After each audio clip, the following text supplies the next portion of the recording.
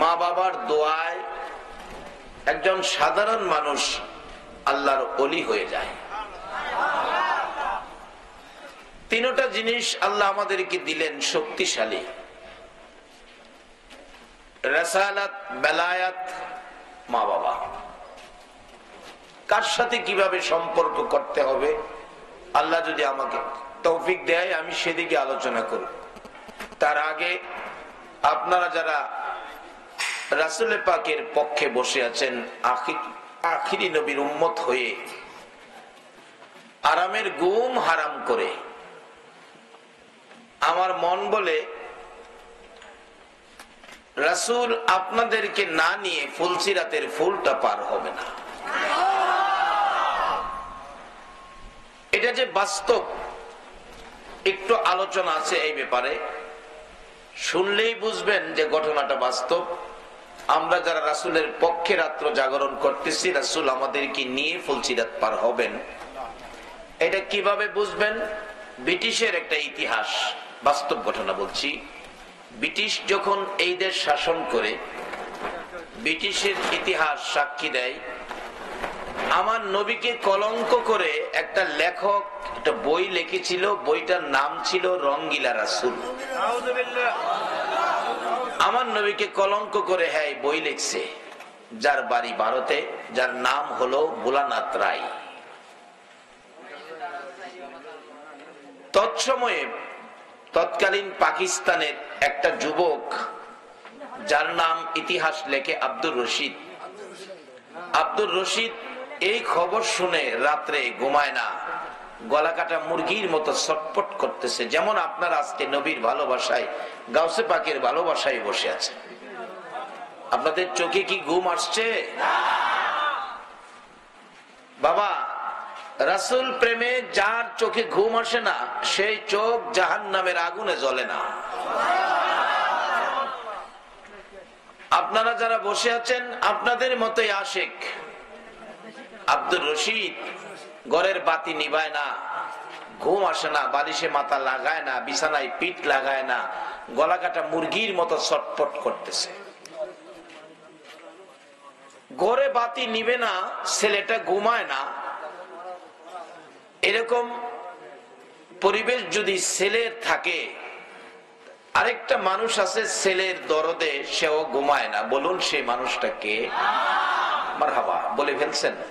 বলুন সেই মানুষটাকে? মা। মার তো অশান্তি, ছেলেটা কেন আমার ঘুমাইতেছে না। রাত্র গভীর হয়ে গেল, ঘুমায় না। দরজায় গিয়ে দেখে ছটফট করতেছে। ডাক দিলেন, বাবা দরজাটা খুলো। খুলে দিল। কি রে বাবা? আব্দুর রশিদ, তুমি ঘুমাইতেছো না, ঘটনা কি? কারণ কি? কি তোমার অশান্তি বলো? দুইটা চোখের পানি জর্জর করে ছেড়ে দিছে। মাগো, যে নবী জীবনে কোনোদিন কারো ক্ষতি করে না, আজকে আমার সেই নবী কলঙ্ক করে বলে বই লিখছে, আমার ঘুম আসে না। আমি একটু সেরে দেখতে যাব। সকালবেলা গোসল করে পায়জামা পাঞ্জাবি পরে মার পায়ে সালাম করতেছে। আপনাদের চট্টগ্রামে সালাম করার অভ্যাস আসেনি? আবার কোন কোন হুজুররা দেখবেন ফতোয়া দিব, সালাম করা জায়েজ না, জায়েজ না। মার পায়ে সালাম করবেন, বাবার পায়ে, পীর উস্তাদের পায়ে সালাম করবেন। মার পায়ে সালাম করতেছে আব্দুর রশিদ। মা ডাকতেছে, বাবা কি ব্যাপার, সকাল সকাল কোথায় রওনা হইতেছো? মাগো, আমার নবীরে যে কলঙ্ক করছে, আমি আর একটু দেখতে যাইতেছি। মা, যদি নসিবে থাকে তোমার সাথে দেখা হবে, আর না হয় আমারে মাফ করে দিও, দেখা হবে হাসরের ময়দানে। মা ডাকছে, প্রভু গো, তোমার নবীর ভালোবাসায় আমার আব্দুর রশিদ ঘর থেকে বেরিয়ে যাইতেছে, তুমি আমার আব্দুর রশিদকে নবীর ভালোবাসায় কবুল করো। বেরিয়ে গেলেন। যাইতে যাইতে ভারতের জমিনে জিজ্ঞেস করেন লোকদেরকে, রঙ্গিলা রাসূল লেখকের বাড়িটা কোনটা? একজনে দেখাইয়া দিলেন সামনের বাড়িটা। ডাক দিল আব্দুর রশিদ, রঙ্গিলা রাসূল লেখক বাড়িতে আছেন? বেরিয়ে আসছে। কি ব্যাপার, এই বইটা আপনি লিখছেন? হ। কেন, বই নিবা নাকি? বই নিব? আমার নবীরে কলঙ্ক করে তুমি বই লেখছো, আবার আমারে জিগাও বই নিব নাকি? কেন তুমি এই কলঙ্কটা করলা? আমার নবী তো কোনোদিন কারো ক্ষতি করে নাই। ওই ভোলানাথ রায় বলে, আমি লেখক মানুষ, একটা বই লেখছি, কাজেই হলো বই লেখা, প্রয়োজনে আরো লিখবো। এ কথা বলতে দেরি আব্দুর রশিদ সহ্য করতে পারে নাই, পাঞ্জাবির নিচ থেকে চাকু বাহির করে তার কলিজার মধ্যে মারছে। জমিনে পড়ে রঙ্গিলা রাসূল লেখক গলা কাটা মুরগির মতো লাফাইতে লাফাইতে দুনিয়ার থেকে বিদায়। আব্দুর রশিদ দাঁড়িয়ে আছে, লোকজন বলে, এ কি করলে তুমি? ব্রিটিশের আইন বড় করা, ব্রিটিশের পুলিশ তো তোমাকে ধরে নিয়ে যাবে। আব্দুর রশিদ বলেন, তাতে আমার কোনো আপত্তি নাই, ধরে নিয়ে যাক, আমার মনে যা স্বাদ ছিল তা পুরা করেছি। এই ফাঁকে তো এসেই গেছে, ব্রিটিশের পুলিশ ধরে নিয়ে গেলেন, কোর্টে দিলেন। কোর্ট বিচারপতি জিজ্ঞেস করে, আব্দুর রশিদ এই কাজ কি তুমি করেছো? আব্দুর রশিদ বলেন, জি কোর্ট, আমি এই কাজ করেছি। আশ্চর্য, এই কাজ করে তো কেউ স্বীকার করে না, সাক্ষী নিতে হয়, রিমান্ডে দিতে হয়। তুমি যে এমনিতেই স্বীকার করে ফেললে, ইচ্ছা করলে তো তুমি গোপন করতে পারতে।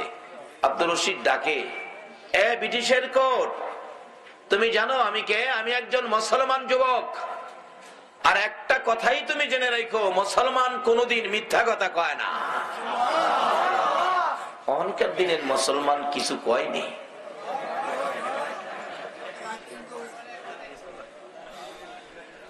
হযরত করম আলী শাহ রহমাতুল্লাহ আলাইহি স্মৃতি সংসদের যুবকদেরকে বলবো, বাবা তোমরা আজকে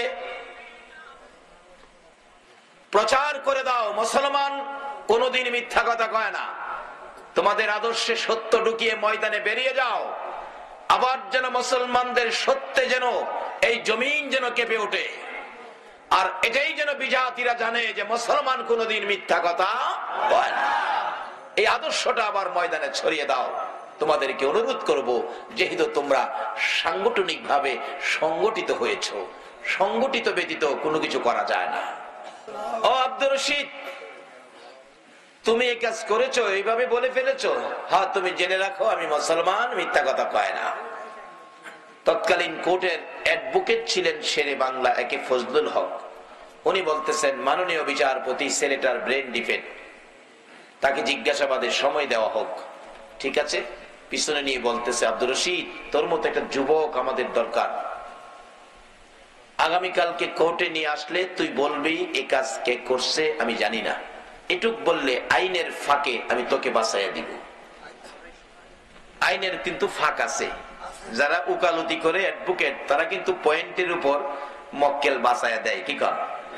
এটা এক ঘটনা, বাস্তবতার জন্য আমি বলি আর কি।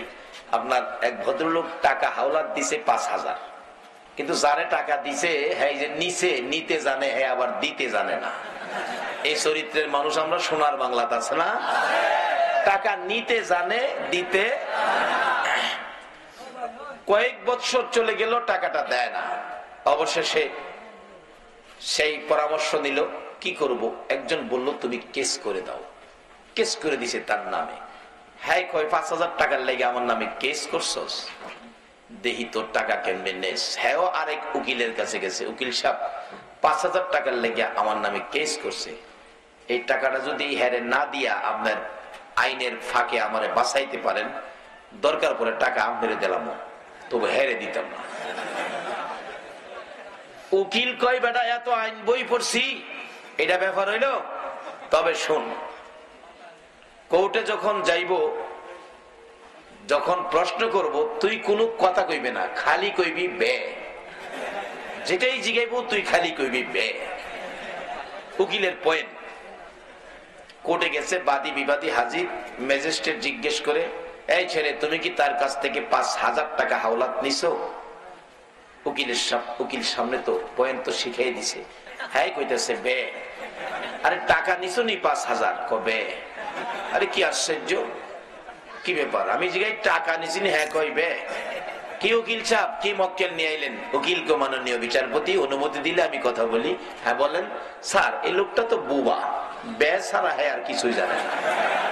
এরকম একটা লোককে কি কেউ 5,000 টাকা হাওলাত দেয়? ম্যাজিস্ট্রেট কথা তো রাইট, পয়েন্টের উপর কেস শেষ। এখন বাড়ি যাইতেছে, উকিলের বাড়ি দিয়া কইতেছে এবার তো তোরে বাঁচাই আনলাম, তুই আমার টাকা দে। উকিলের সাথেও কই বে। উকিল কই কিরে আমি তোরে ব্যয় শিখাইতাম, আমার সাথেও ব্যয় কইতি। আমি যেমন ব্যয় শিখাইতারি আবার ব্যয় ভাইরও করতারি। এই রশি দিয়া এর হাত পাও বান, এর বেড়া বাইর করি। যখন হাত পাও বাইন্দা ফিরা দিবার বাউ করছে, ক স্যার আমারে মাইরেন না, টাকা আপনি 3000 নেন, আমার 2000 দেন, বাইরটা নেই। পয়েন্টের উপর হ্যাঁ তো টাকা পাইলো না, হ্যাঁ মাপ পাইয়া গেল। উকিলদের এরকম পয়েন্ট আছে। তো শেরে বাংলাকে ফজলুল হক বলছে, বাবা আব্দুর রশিদ তুমি খালি বলবে এ কাজ কে করছে আমি জানি না, আইনের ফাঁকে তোমাকে বাঁচাইয়া দিব। আব্দুর রশিদ বলেন, চাচা আমাকে মিথ্যা কথা শিক্ষা দিয়েন না, আমি মুসলমান, আমি মুসলমানিত্বের কলঙ্ক করতে চাই না। তোমার তো জীবন যাবে, জীবন যাক যাক, কিন্তু মিথ্যা কথা বলবো না। পরের দিন কোর্টে একই কথা আমি করেছি, তৃতীয় দিন কোর্টে একই কথা আমি করেছি। কোর্ট রায় দিয়ে দিলেন, ব্রিটিশের কোর্ট, আগামীকালকে তোমার মৃত্যুদণ্ড হবে। আব্দুর রশিদ বললেন, তাতে আমার কোনো আপত্তি নাই, তবে আগামীকালকে তো মৃত্যুদণ্ড হবে, আজকে রাত্রটা আমার হায়াতে আছে, তাহলে আমার একটা আকাঙ্ক্ষা, একটা আপত্তি, এই রাত্রটা যখন আমার হায়াতে আছে, কোর্ট যদি আমাকে একটু সুযোগ দিতেন, এই রাত্রটা আমি আমার মায়ের পাশে জীবন যায় তারপরও মায়ের পাশে থাকতে চাই। কি আদর্শ ছিল রাসূল প্রেমিকদের। আর এখন বিবিকে নিয়ে শহরে বসবাস করতে রাজি, মার কাছে থাকতে রাজি না। আপনাদের এদিকে এই রোগ আছে কিনা জানি না, আমাদের এলাকায় আছে।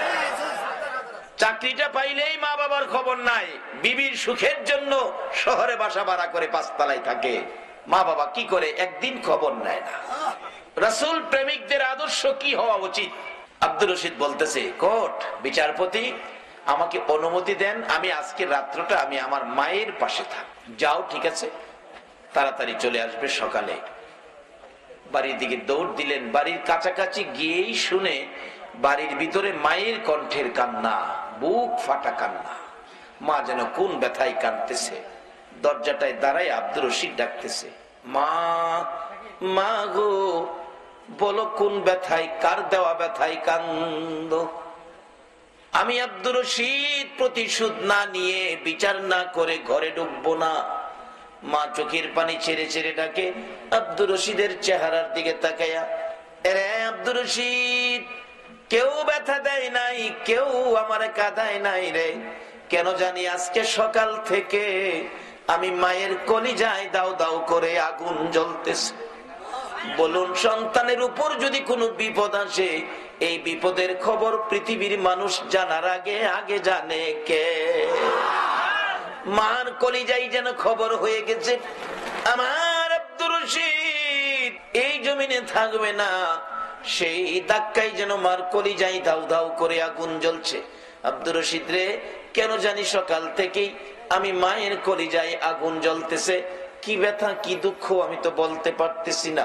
আব্দুর রশিদ দৌড় দিয়ে ঘরের ভিতরে ঢুকে মাথা টুকুন মায়ের বুকের মধ্যে ছেড়ে দিয়ে কান্দে, মা, মাগো, তোমার বুকের আগুন হলো তোমার আব্দুর রশিদ। ওই নবীর দুশ্মনটাকে দুনিয়ার থেকে বিদায় করে দেওয়ার অপরাধে গো মা, ব্রিটিশের কোর্ট আমাকে মৃত্যুদণ্ড দিয়েছে, কালকে আমার মৃত্যুদণ্ড হবে, ফাঁসি হবে। আজকে রাত্রটাই তোমার কাছে থাকবো, কালকে তোমার ছেলে আব্দুর রশিদ এই বাড়িতে আর আসবে না, মা বলে ডাকবে না। এই ব্যথায় তোমার কলিজায় আগুন জ্বলতেছে।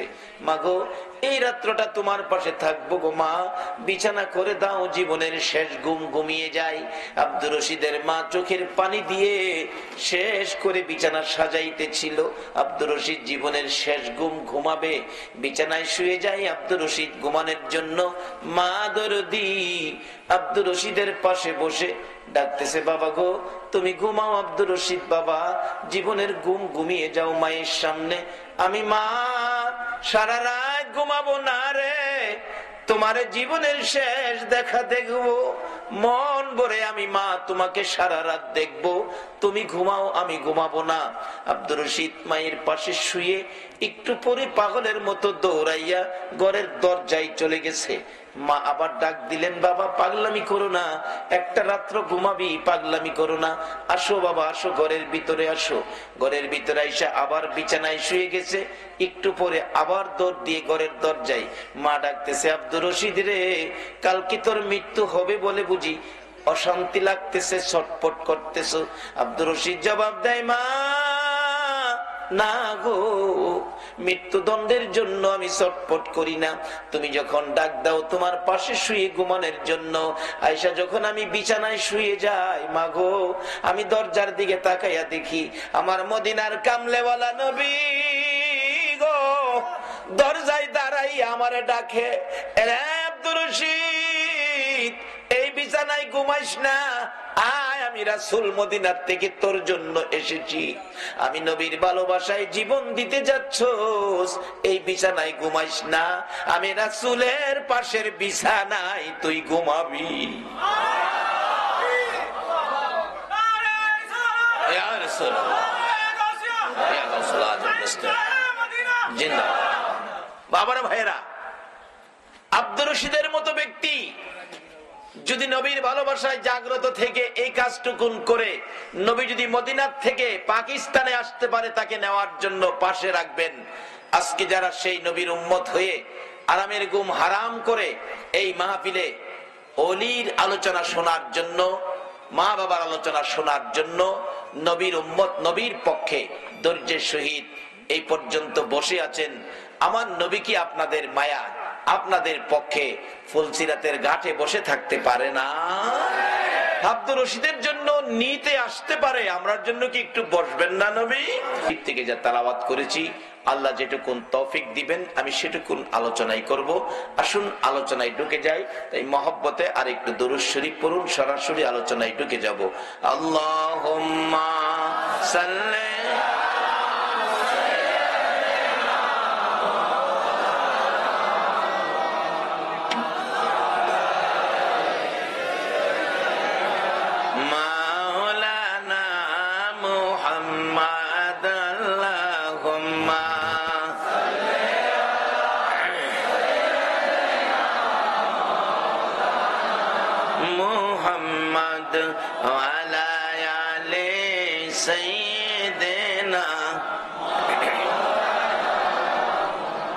আপন আপন কররে মন, কে আছে তোর আপনা,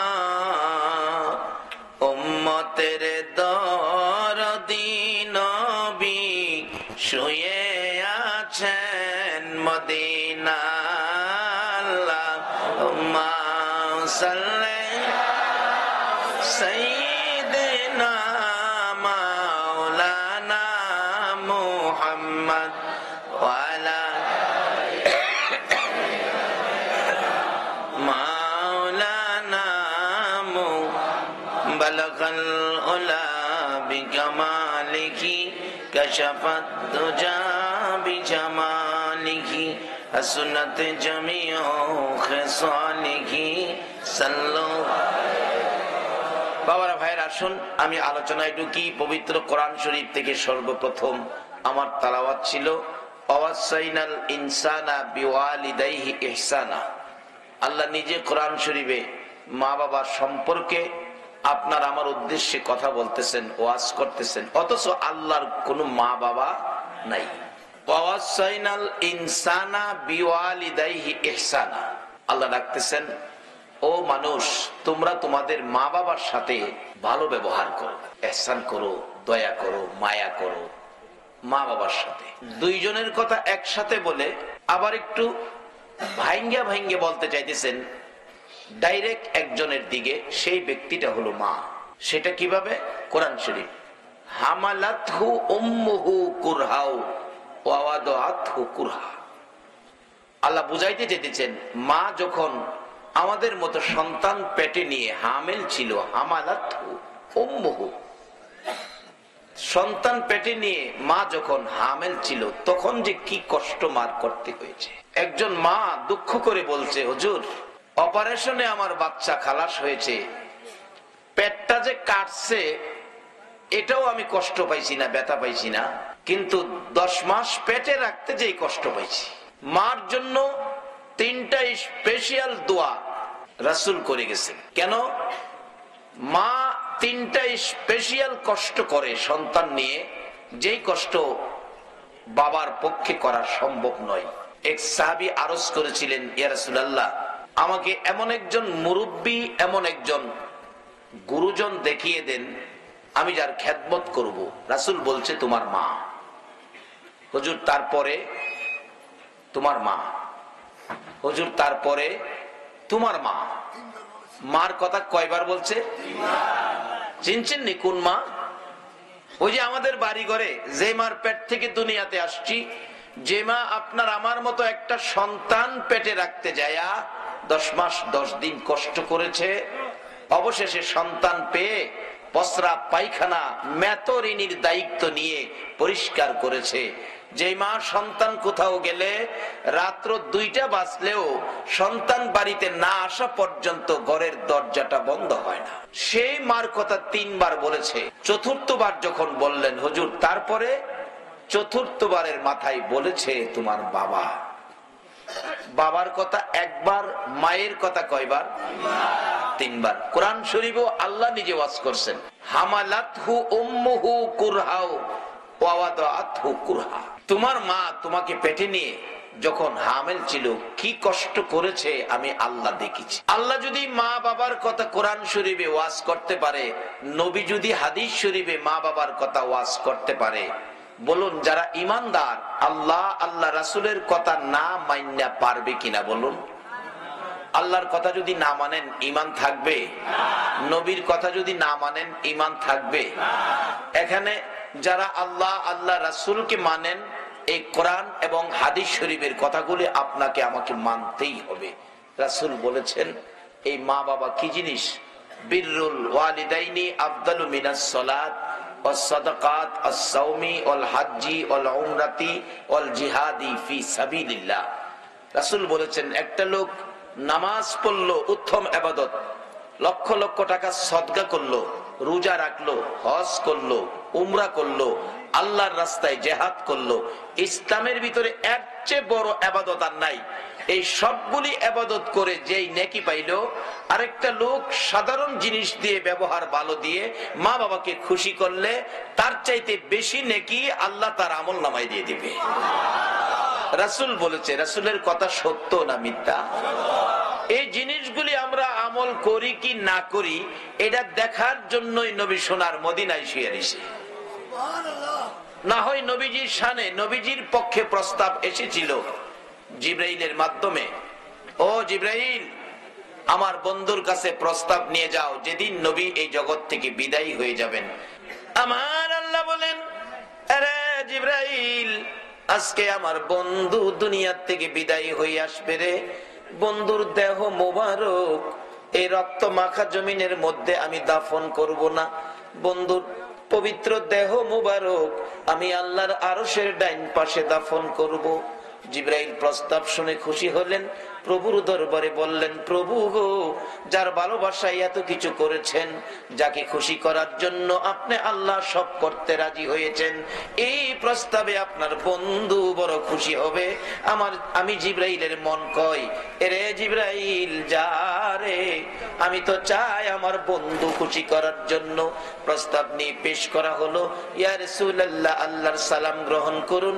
আমি জিবরাইলের সালাম গ্রহণ করুন। হুজুর, এমন এক সুন্দর প্রস্তাব আপনার জন্য নিয়ে আসছি গো, যে প্রস্তাব আদম আলাইহিস সালাম থেকে শুরু করে ঈসা আলাইহিস সালাম পর্যন্ত কোন নবী রাসূলের জন্য ফাঁস হয় নাই। কি প্রস্তাব রে জিবরাইল? আপনার দেহ মোবারক আল্লাহর আরশের ডাইন পাশে দাফন হবে। আমার নবী চোখের পানিগুলো গাল বেয়ে বেয়ে ছাড়তেছে, চোখের পানি ছেড়ে মায়ার সুরে কাঁদতেছে। জিবরাইল বলেন, ইয়া রাসূলুল্লাহ, এত সুন্দর খবর শুনাইলাম, খুশি হওয়ার কথা, চোখের পানি ছেড়ে দিলেন কেন? আমার নবী বলেন, জিবরাইল শুনো রে, কেন চোখের পানি ছেড়ে দিয়েছি?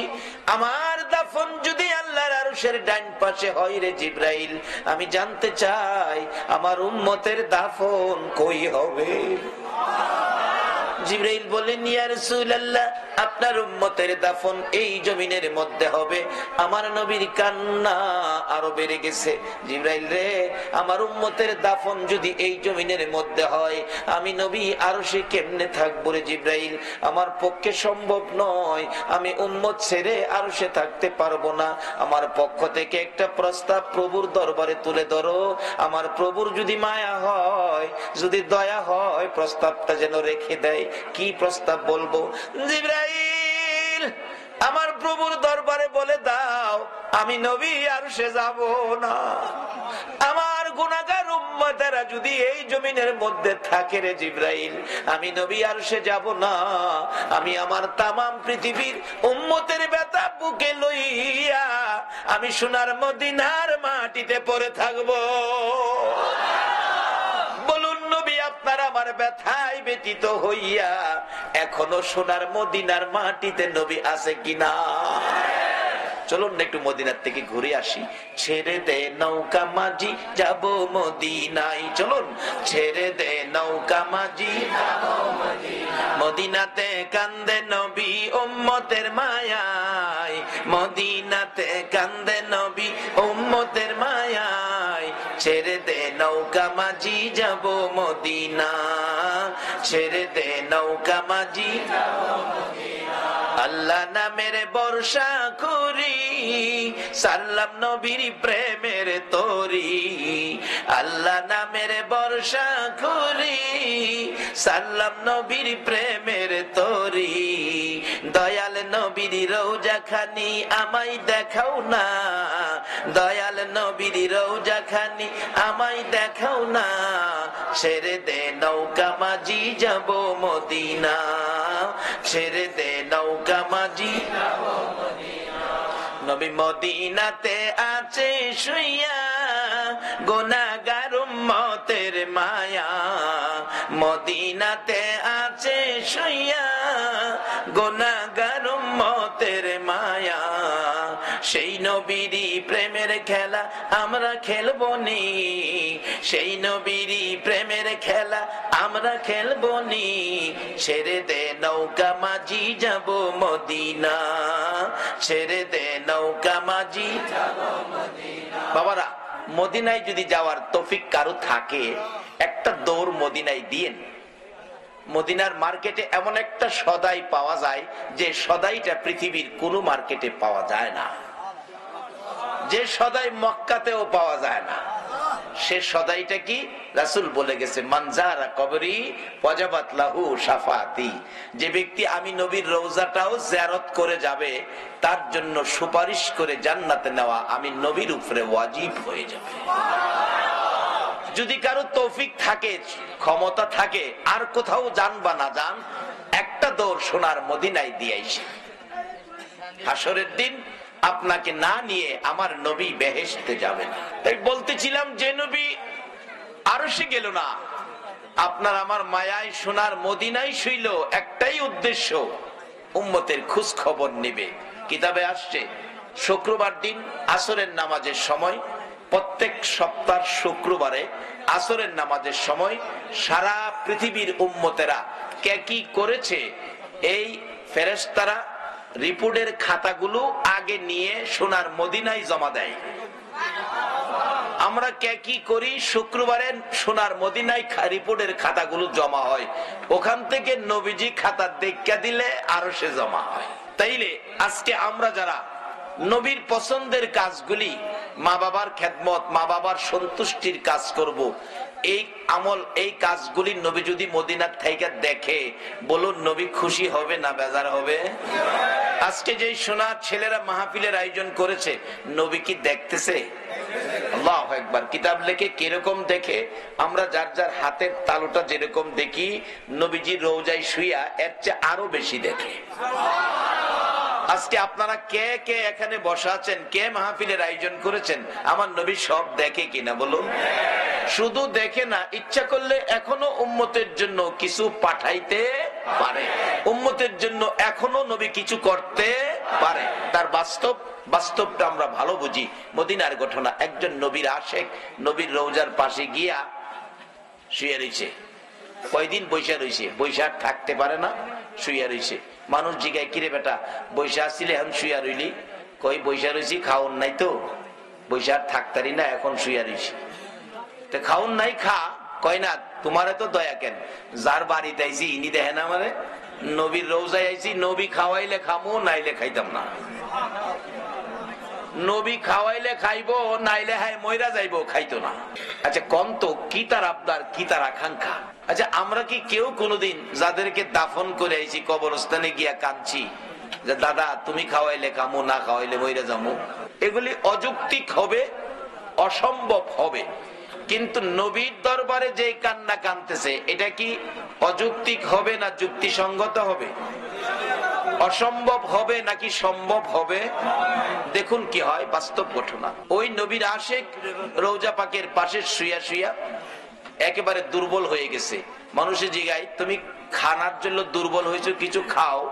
কয় তোমরা আমারে খাওয়াবার চিন্তা করো কে? যার বাড়িতে আইছি ইনি তো আমারে খাওয়াইবো, ইনি না খাওয়াইলে খামো, না খাওয়াইলে মরে যাবো। 3 দিন পর্যন্ত এই অবস্থায় নবীজি স্বপ্ন যুগে রাত্রে ডাকতেছে, এরে পাগল আমার চুলাই কি এখন রান্না হয়? আমি খাওয়াইলে খাইবি, পাগলামি করতেছস? আচ্ছা এখন তার পাগলামি আরো বাড়ছে না কমছে? এতক্ষণ তো না দেখা করছে, অহন তো দেখা কি খা। এক বেচারা নাকি হাল বাইতে গিয়া লাঙ্গলের বাড়িতে 5 কেজি স্বর্ণের চাকা পাইছে। স্বর্ণের চাকা পাইয়া হাল টাল সাইরা দিয়া হয়ে গেছে নদীর মধ্যে ধুইত, লবণাক্ত পানি তো, ফিস্তা পানি, স্বর্ণের চাকা গেছে গা পইরা, ডুবাই আর পায় না, স্রোতে লয়ে গেছে। এখন মাথা উপর উড়াইয়া পানির মধ্যে হ্যার মাথায় হ্যাঁ ডুবাইতেছে আর কইতাছে, দোয়ার থেকে আমার আর দোয়াই ভালো আছে। আরেক ভদ্রলোক টাইনা ধরছে, কিরে বাবা এরকম করতেছো, তুমি তো মারা যাইবা, কি হয়েছে তোমার? দোয়ারটা আমার আর দই বালা ছিল। আরে কি হয়েছে কও না? না দোয়ারটা আমার আর দই বালা ছিল। আরে কি হয়েছে? কই 5 কেজি স্বর্ণের চাক্কা 2 আনছি হন গেছে গা। এইবার 5 কেজি স্বর্ণের চাক্কা, কহ হাই হাই সোনার তেমন না, সোনাই বালা ছিল, মানে এইটাও পাগল হইছে। এইবারটা ভাইছে নাই, এই জন্য কইতেছে দোয়াতে আমার আদই বালা ছিল। হেই বেটা শুনছে 5 কেজি, হেই বেটাও পাগল, কই শোনাতে আমার না শোনাই বালা ছিল। নবীরে দেখে নাই, পাগল পাগলামি করতেছে, নবী খাওয়াইলে খাইবো। অহন যখন দেখা পাইছে, বলুন পাগলামি আরো বাড়ছে কিনা? ডাকতেছে, ইয়া রাসূলুল্লাহ এখন আর আমার কোনো কথাই মানবো না, আপনি খাওয়াইলে খামু, না খাওয়াইলে মইরা যাবো। কি করবো? পাগল তো পাগলই। রাত্রের বেলা নবীজি 2টা রুটি এই পাগলের হাতে দিছে। তাহলে এখনো নবী উম্মতের জন্য কিছু করতে পারে। আল্লাহু আকবার বলুন। সেই নবী তো আপনার আমার মা বাবার ওয়াজ করেছে হাদিস শরীফে। 2টা রুটি ভাইয়া স্বপ্ন যুগে খাইতে শুরু করছে। আমরাও তো স্বপ্নে মাঝে মাঝে ভাইলে খাই না? কতদিন কত কিছু খাই স্বপ্নে। এক ভদ্রলোক স্বপ্নে দেখে দেশি মুরগির রান, চিকুন, চাইলের পোলাও, শশার সালাদ খায় যে। ও হ্যাঁ, মুরগির রান গোশত ছাড়াইবার লেগে যে টানতাছে, হাত ছুটটা বাচ্চার মা নাকে গিয়া লাগছে। বাচ্চার মা তো ঘুম থেকে উঠছে, হায় হায় আমার নাক পেঁচা চেপা এলাইছ। কয় দেখ কথা কইস না, নাক চেপাইলে চেপাইছি, যা একটা খাউন খাইছি আজগা। বাচ্চার মা কয় আমার কাছে থেকে এত খাউন খাইলে আমারে ডাও দিলা না, আমারে কিছু দিলাও না, কি খাইছো দেহি। তাড়াতাড়ি বাতি জ্বালাইছে, বাতি জ্বালাই দেহে খাতা সিরা মুহ দিয়া দিয়েছে। আমরার স্বপ্নে খাওয়া তো খাতা সিরা খাওয়া। বলুন নবীর স্বপ্ন কি স্বপ্ন না বাস্তব? আল্লাহু আকবার বলো। যারা নবীকে বাস্তবতা মানতে রাজি না, তাদের জীবনী খুলুন। নবী যে বাস্তব, নবীর স্বপ্ন যে স্বপ্ন নয়, বাস্তব। দেওবন্দ মাদ্রাসার প্রতিষ্ঠাতা কাসেম নানতুবি স্বপ্নে দেখে নবীজি বলতেছে আমার জন্য ঘর বানাও। হুজুর কই বানাবো? মাঠ দেখায় দিলেন, কি ডিজাইন কোন আকৃতিতে বানাবো। নবীজি হাতের লাঠি মুবারক দিয়া দাগ দিছে, এইভাবে বানাইবা। কাসেম নানতুবি বলেন আমি সকালবেলা গিয়ে দেখি রাত্রে যে স্বপ্নে দেখছি, আল্লাহর কসম স্বপ্নটা স্বপ্ন নয়, বাস্তব। নবীজির লাঠি মুবারকের দাগ এখনো স্বর্ণের মতো চকচক করতেছে। সেই নবী প্রয়োজনে এখনো বাংলাদেশে আসতে পারে, কি বলেন? যদি বিশ্বাস না হয় তাহলে বহু ঘটনা আছে, যাব সামনে। যারা বিশ্বাস করে না তাদের জীবনীর থেকে বলছি। ব্রাহ্মণবাড়িয়া জামিয়া ইউনিসিয়া যারা নবীর শানুমান বলতে রাজি না, এগুলি বিশ্বাস করতে রাজি না। জামিয়া ইউনিসিয়া ওই মাদ্রাসা মসজিদে কতটুকু জায়গা আছে লাল দাগ দিয়ে ঘেরাও করে রাখছে, এখানে কেউ পাড়া দেয় না। জিজ্ঞেস করেন তাদের কি ঘটনা কি, কেন পাড়া দেয় না? বড় হুজুর জবাব দিবে, এখানে রাসূল পাক সাল্লাল্লাহু আলাইহি সাল্লাম আয়েশা স্বপ্ন যুগে বসছিলেন,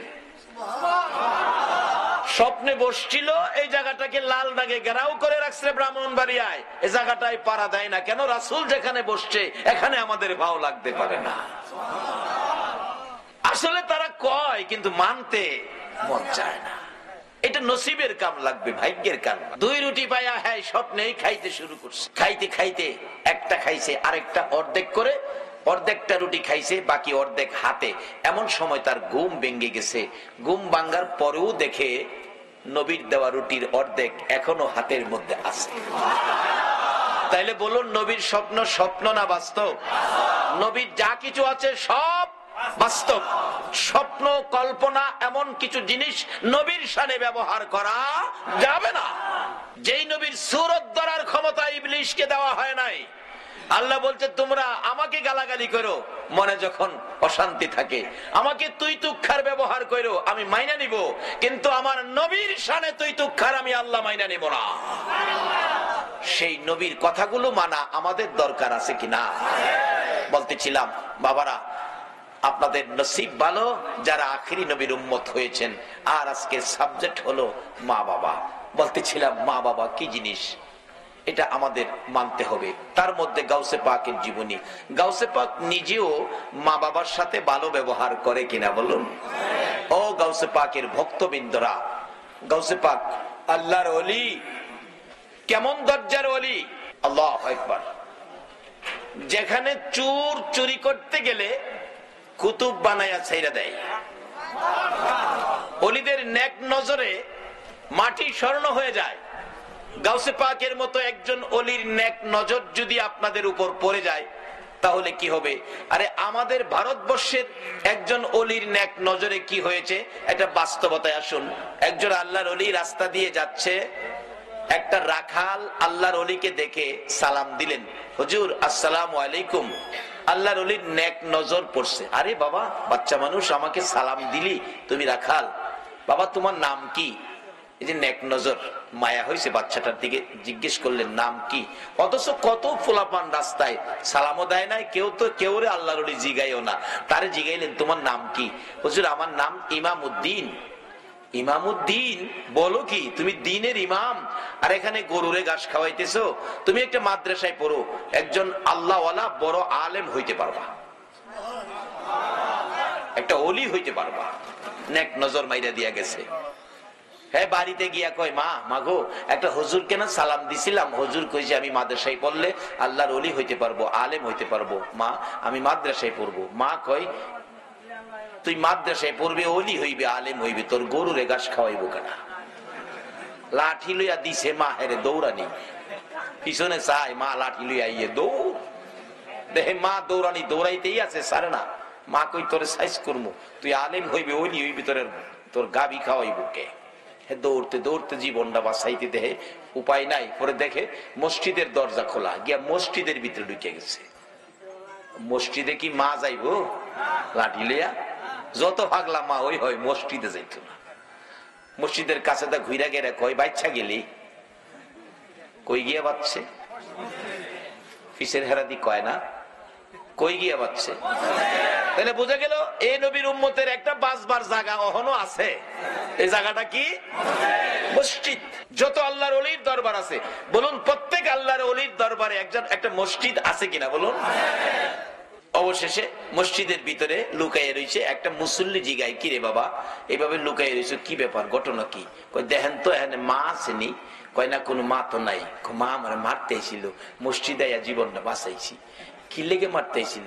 হুজুর না কইছে আমি মাদ্রাসায় পড়লে আল্লাহওয়ালা হতে পারবো, আবার আলেম হইতে পারবো। কইছিলাম মাদ্রাসায় পড়ুম, মা আমার দৌড়াইতেছে। কি লেগে কইছি? মাদ্রাসায় পড়বি?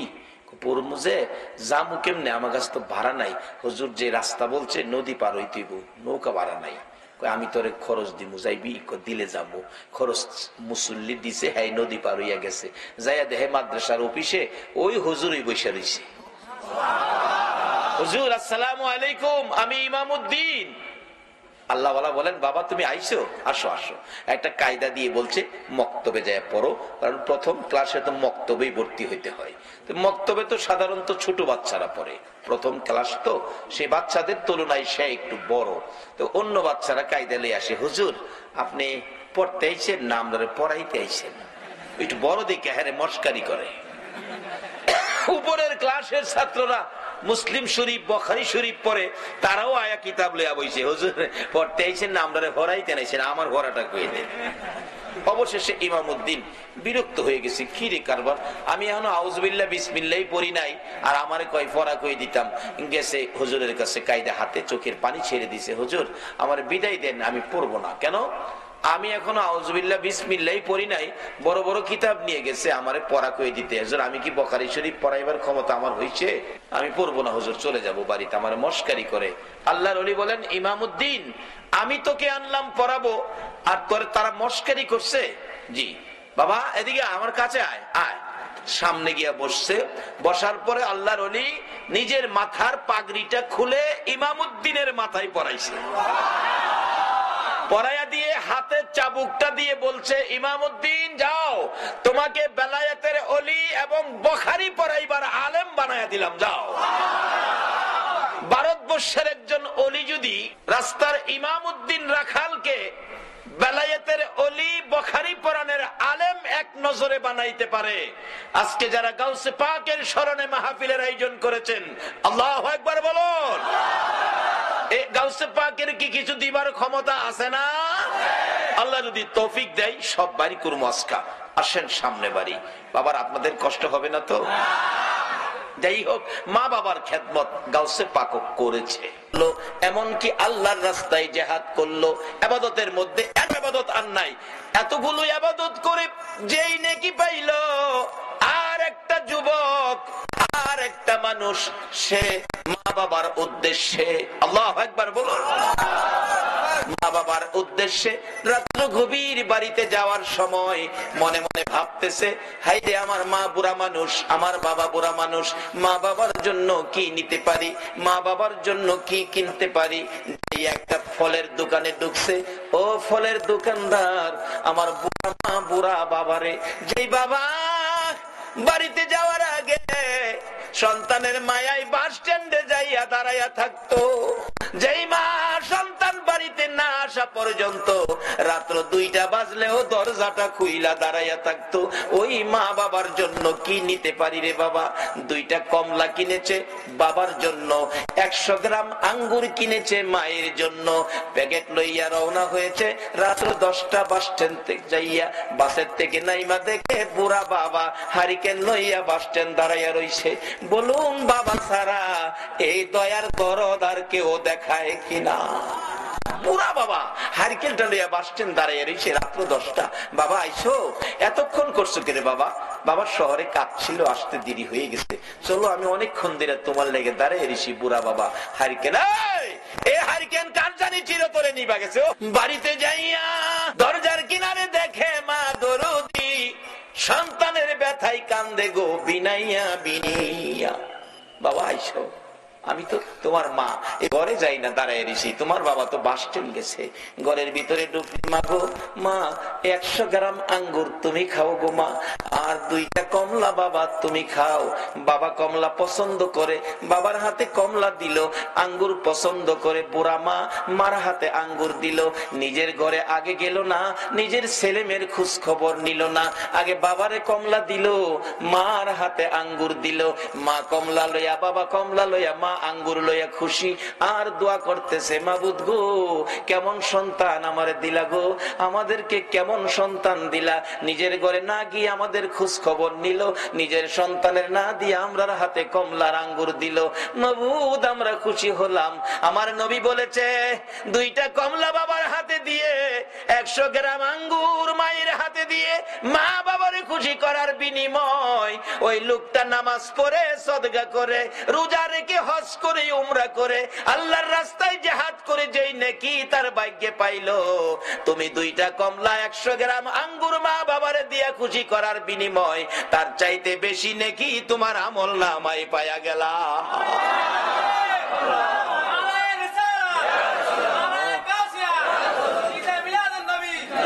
বাবারা, মা বাবারে কষ্ট দিয়া মক্কা মদিনায় হজ করতে যাইেন না।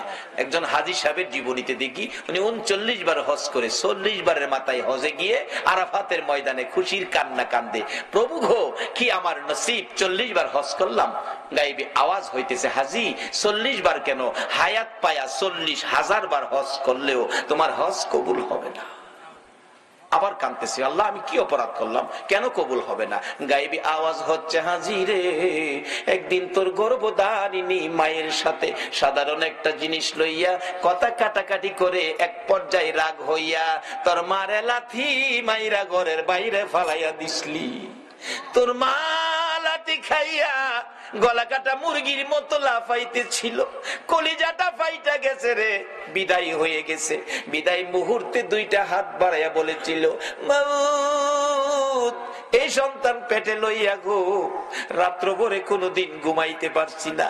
7 মাস 8 মাস যখন বয়স বাচ্চার পেটের ভিতরে ছিল, আমি যদি মা ঘুমিয়েছি নড়াচুরি করতে গেলে তার পায়ের লাথি আমার কলিজায় লাগছে, ঘুম থেকে উঠে বসে গেছি, আবার নড়াচুরি করছে হাতের কনি কলিজায় লাগছে, দাঁড়াইয়া গেছি। জীবনে কত রাত্র দাঁড়াইয়া দাঁড়াইয়া কাটাইছি, না ঘুমাইয়া রাত্র কাটাইছি, ছেলের লাথি কনি খাইয়া গো আল্লাহ। তারপরে দুনিয়ায় আসবে প্রসব ব্যথায় কলিজা ফাটা ব্যথা সহ্য করেছি, আজকে কি সেই সন্তানের লাথি খাইয়া দুনিয়ার থেকে বিদায় হব? মাবুদ গো বিচার তোমার কাছে দিয়ে গেলাম, এই বিচার তুমি কইরো, আমি মা বিদায় হলাম। বিচারটা দিয়েই মা দুঃখিনী দুনিয়ার থেকে বিদায় হয়ে গেছে। আমার আল্লাহ বলেন, হাজী রে লাথি দিয়া মার কলিজা ফাটাইয়া মারে দুনিয়ার থেকে বিদায় করে দিয়ে আরাফাতের ময়দানে 40 বার হজ করতে আইসা কান্দো, আমি আল্লাহ জানিয়ে দিলাম রে, মার কলিজা ফাটাইয়া 40 বার কেন, 40,000 বার হজ করলেও তোমার হজ আমি কবুল করব না। আমার নবী বলেছে, তোমার মা বাবাই তোমার হজ, তোমার মা বাবাই তোমার নামাজ, তোমার রোজা, তোমার মক্কা, তোমার মদিনা, তোমার মসজিদ, তোমার মা বাবা হলো তোমার জান্নাত। সব ঠিক আছে, মা বাবার সাথে সুতা পরিমাণ বেশকম চরিত্র আচার আচরণ ব্যবহার যদি খারাপ থাকে সব শেষ হয়ে গেছে। কারণ মা বাবার উসিলাতেই আমরা দুনিয়াতে আসছি, মা বাবার উসিলাতেই আমরা দুনিয়াতে আসছি।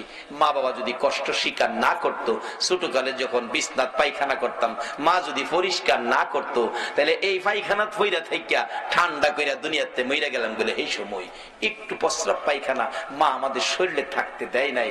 বাবা একটু রোগ হইলেই রাত্রে রিক্সা পাইছে না, গাড়ি পাইছে না, সন্তানটা কোলে লইয়া অন্ধকারে দৌড় মারছে ডাক্তারের কাছে, ডাক্তারখানা বন্ধ, দরজায় দাঁড়ায় বাবা কাঁদছে, ডাক্তার সাহেব দরজাটা খুলেন, আমার বাবার অবস্থা ভালো না।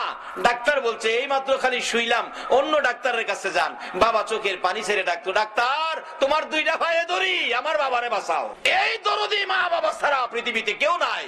এই মা বাবার যদি কেউ কষ্ট দিয়ে থাকেন তাইলে আর নামাজ পড়েন না, রোজা ওরাইকেন না, হজ জাকাত কিচ্ছু করেন না, কোনো কাম হইতো না। আগে মা বাবার দরবারে যান, বলে হুজুর কেমনে যাইতাম, মা বাবারে 10 বছর যাবত 12 বছর যাবত কষ্ট দিতেছি, আজকে মাহফিল শেষে মা যে ঘরে থাকে যায় খালি একটা ডাক দেন, মা বাবা কই, মা বাবা কই। এই 2টা শব্দ 2জনে শুনলে দেখবেন আনন্দে আত্মহারা দরজাটা খুলে দিয়া বলবে, বাবা রে তুই কেমনে রে আমারে বাবা কইছস, মা কইব আমারে কেমনে মা কইছস। মাগো ভুল করছি, তোমাদের সাথে ব্যবহার খারাপ করছি, মাপ চাইবার লেগাইছি। মা বাবা দেখবেন 2জন কইব, বাবা মাপ চাইতে হইতো না, তুই যে মা কইছস বাবা কইছস এতেই আমরা তোরে মাফ করে দিছি। এই মা বাবা যদি কবরে থাকে বলে হুজুর মা বাবারে কষ্ট দিছি, আর মা বাবা তো কবরে, এখন কি করব? মা বাবার কবরে যান, কবরে গিয়া মা বাবার জন্য কান্দেন। কি কি কইয়া কানবেন? আল্লাহ শিখাইছে, রব্বির হামহুমা কামা, এইভাবে কানতে থাকেন। যদি আপনার চোখের পানিতে মা বাবা কবর থেকে নাজাত পায়, রুহানি ভাবে কবর থেকে আপনার অপরাধগুলি মা বাবা কবর থেকেও ক্ষমা করে দিব। কিন্তু কান্দার সিস্টেমটা কি? কবরে যাবেন, অনেক হুজুররা কইব কবরে যাইয়েন না, কোন ফতুয়া মানেন না, মা বাবার কবরে যাইয়েন। কবরে যাইয়া মা বাবার কবরের পশ্চিম পাশে দাঁড়াবেন। পশ্চিম পাশে কেন? আমরা কবরে লাশটা যখন রেখে দেই পশ্চিম দিকে কাত করে দেই, পশ্চিম দিকে কাত করে দেই। আর আমরা কবরে গেলে মা বাবার কবরে, কিতাবে আসছে মা বাবার কবরের পশ্চিম পাশে দাঁড়াইন, পূর্ব পাশে দাঁড়াইন না। মা আবার এই পশ্চিম দিক থেকে পূর্ব দিক হইয়া তোমারে দেখবো, একটু কষ্ট তুমি মারে দিও না। পশ্চিম পাশে দাঁড়াও, আর সাথে সাথে কোরআন তালাওয়াত দুরূদ ইস্তিগফার পাঠ কইরো না। কেন? সাথে সাথে কোরআন তালাওয়াত দুরূদ ইস্তিগফার পাঠ করতে থাকলে একটা নূরের পর্দা এসে তোমার মুখটাকে ঘুরে ফেলে, কাজে তোমার মা তোমাকে মন ভরে দেখতে পারে না। মা সন্তান দেখার স্বাদ আছে কিনা বলো? বাবারে, মারে দেয় না, জিনিসপত্র দেয় না, মার খাবার দেয় না, কোনো কিছু দেয় না। এরপরও দেখেন সন্তানটা বাড়িতে বাইরে যায় সময় কেউ তাকায় না, কিন্তু মা কিন্তু তাকায় থাকে, একটা আশা করে তাকায়। বাবারে, একবার যদি আমার দিকে চায় আমার একটা মা কইয়া যাইতি, সন্ধ্যার সময় বাড়িতে আইব, সব ঘুমায় রইছে, মার কোনো খোঁজ খবর নাই না। এরপরেও বলুন, সন্তান ঘরে না ঢুকা পর্যন্ত মার চোখে ঘুম আইছে কিনা? একটু পরে পরে বাচ্চার মারে ডাহে, কি গো আব্দুর রহমানের মা, আমার ছেলেটা আইছে। অথচ ছেলে তার খবর নেয় না, মা কিন্তু খবর না নিয়ে পারে না। বলতেছিলাম যে মা আপনাকে আমাকে দেখার জন্য ব্যস্ত থাকে, কবরে যাইয়াও সন্তান কবরের পাশে গেলে মা ছেলেকে দেখতে চাই, বাবা ছেলেকে দেখতে চাই। নির্দেশ হলো কবরের পাশে যাইয়া কিছুক্ষণ চুপ করে দাঁড়াইয়া থাকো, তোমার মা বাবা তোমাকে মন ভরে দেখো, মন ভরে দেখতে চাই। দুনিয়ার জমিনে কত বাস্তব ঘটনা, মারে ভাত দেয় না, মার খোঁজ খবরও নেয় না। তারপরও ছেলেটা ডাকাত থেকে আইসা বৃহস্পতিবার সন্ধ্যায়, শনিবার সকালে যেদিন চলে যায়, মা পিছে পিছে এতিমের মতো যায়। একবার যদি ফিরে চাইতে রে বাবা, আমারে মা কইয়া ডাক দিতে খুশি হইতাম, ডাকও দিল না, ফিরেও চাইলো না। রিকশায় উঠে গেছে, রিকশায় উঠে রিকশা টান দিয়ে ওই মোড় ঘুরে যখন এদিকে যাইতেছে, মা এদিকে দিয়া দেখে না, দৌড়াইয়া বাড়ির পিছনে যাইয়া তাকাইয়া রইছে, আমার ছেলে যাই গো, একবার ফিরে চায় না। যত দূর পর্যন্ত দেখা গেল মা ওই রান্নাঘরে পায়খানার কিনারে দাঁড়াইয়া সন্তানের দিকে তাকাইয়া থাকে। বলুন, এরকম দরদ মার সন্তানের জন্য আছে কিনা? কিন্তু মার জন্য আমরা কি করলাম? আমরা কি করলাম মার জন্য? আমার নবী নিজেও মা বাবার জন্য পাগল ছিল, উম্মতের এই আদর্শটুকুন দিয়ে গেল। বাস্তব ঘটনা, আমার নবীর বয়স যখন 6 বছরে পৌঁছে নাই, আমার নবী সঙ্গীদের সাথে মাঠের মধ্যে ছিল।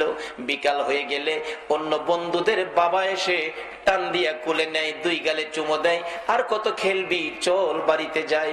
আমার নবী তাকিয়ে থাকে, সঙ্গীদেরকে জিজ্ঞেস করে কে আসলো, তাকে কোলে নিয়ে 2 গালে চুমো দিল। ডাকতেছে সঙ্গীরা, ও মুহাম্মদ, তুমি তো জানো না এই ছেলেটার বাবা হইল ইনি, তাই না কোলে নিয়ে 2 গালে চুমো দিছে।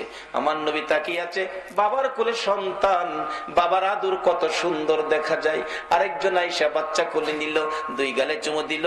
আবার নবী তাকিয়ে আছে, নিতে নিতে দেখা যায় সকল সঙ্গীদেরকে বাবা এসে কোলে করে নিল, একজনকে কেউ কোলে নিল না। আমার নবী খোলা আকাশের নিচে দাঁড়াইয়া ওই বাবাগণের দিকে তাকাইয়া তাকাইয়া চোখের পানি ছেড়ে ছেড়ে কান্দে, আর নিজেকে নিজে প্রশ্ন করে, ও মুহাম্মদ, তোমার বাবা কই? তোমার এদিকে কেউ কোলে নেয় না। আমার আল্লাহ বলেন, বন্ধু গো, তোমার বাবা নাই গো, তুমি এতিম। এই বলে তোমার আদর কমবে না। আমি কুল মাখলুকাতকে নির্দেশ করে দিয়েছি সবাই যেন তোমাকে ভালোবাসে, আর তোমাকে যদি ভালোবাসে আমি আল্লাহ দেখি, কথা দিলাম তোমার ভালোবাসার বিনিময়ে আমি আল্লাহর ভালোবাসা পায়া যাইব। কিভাবে ভালোবাসা পাওয়া যাইব? বাস্তব ঘটনা দেখুন। আমার নবী কাঁদতেছে, আমার নবী বাড়িতে যায় না, বাবার ব্যথায় কান্দে। সঙ্গীরা খবর দিলেন আমেনার কাছে, আমেনা গো, তোমার আদরের সন্তান ময়দানে দাঁড়াইয়া কান্দে, কি জানি ব্যথা, আমাদের কাছে কয় না।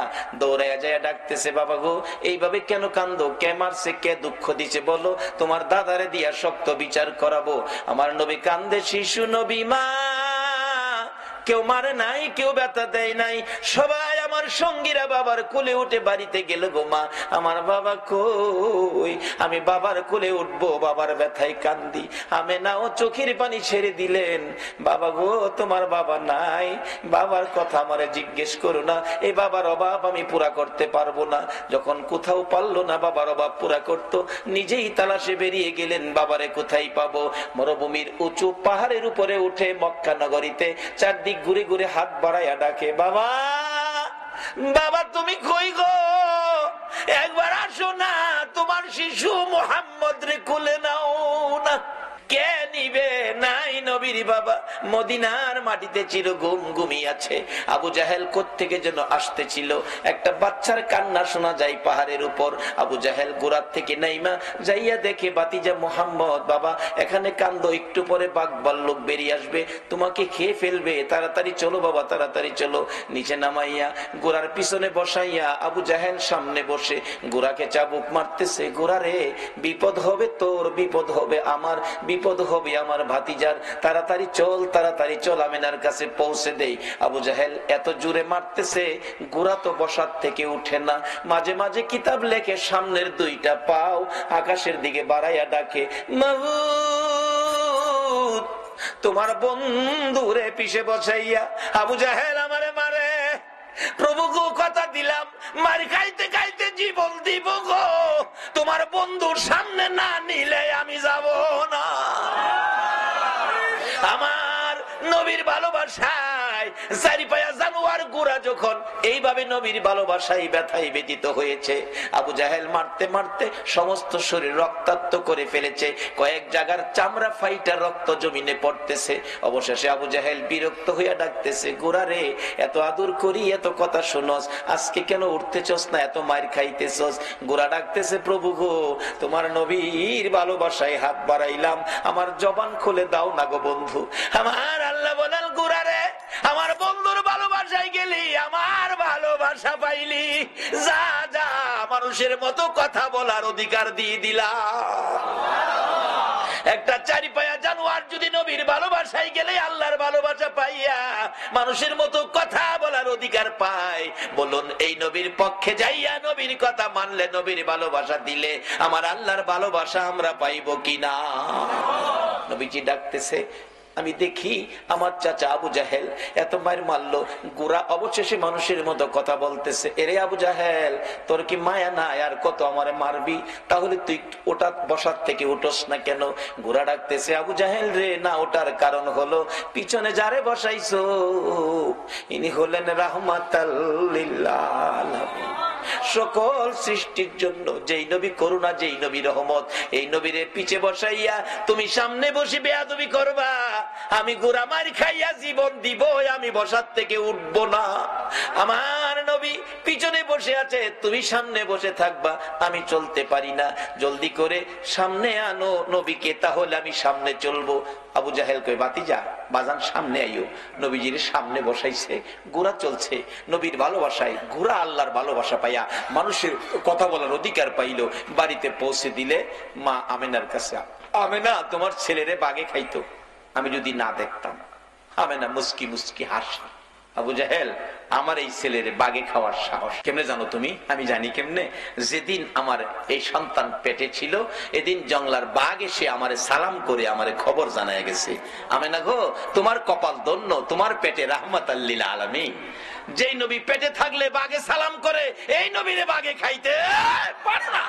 নবীরে খাইবো দূরের কথা, নবীর উম্মতেরাই তো সালাম করে, গাউসে পাকের সালাম করে গেছে, গাউসে পাকের সালাম করে গেছে, খাইতে করতে সালাম করিতে কুলফানা। আমেনা কয়, আমার ছেলেরে বাগে খাইতো না।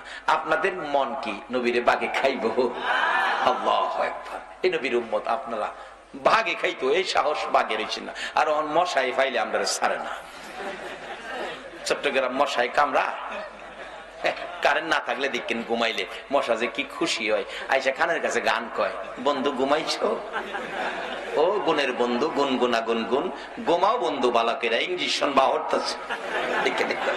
সব বিপদ থেকে বাঁচার একটাই উপায়, মা বাবার দোয়া নেন, নবীর ভালোবাসা দেন, অলিগণের পক্ষ নেন। অলিগণের পক্ষে বিপদ উদ্ধার কিভাবে? একটা বাস্তব ঘটনা, যেটা সকল দলের আলেমের একমত, যারা অলির পক্ষে আসতে রাজি না হেরা ওইটার মধ্যে একমত। সেই ঘটনাটা কি? হাজী আমদাদুল্লাহ মুহাজিরে মক্কি, তার জীবনী। হাজী আল্লাহর ওলি, নবীর আশেক, নবী প্রেমিক আল্লাহর ওলি হাজী আমদাদুল্লাহ মুহাজিরে মক্কির জীবনী। এক লোকের বাচ্চা হারিয়ে গেছে, ছেলে বাচ্চা খুঁজে পাইতেছে না, মা বাবা অসহায়, কি যে কান্না, ছেলে নাই, ছেলে পায় না। অবশেষে কে যেন বললেন, আরে আল্লাহর ওলির কাছে যাও না, অন্ত ওলির কাছে গেলেই ফতোয়া আইবো, শিরিক শিরিক, ওলিরা কি দিব, ওলিরা তো মরে গেছে। আমারও কথা এই, মরে গেলে মরা মানুষ কিছু দিতে পারে না, কিন্তু নবী কিন্তু ওলি ব্যাপারে হাদিস দিয়ে গেছে, ইন্না আউলিয়া আল্লাহ লা ইয়ামুত। রাসূল বলছে ওলিরা কখনো মরে না, আর মরা মানুষ কিছু দিতে পারে না, এতে আমিও একমত।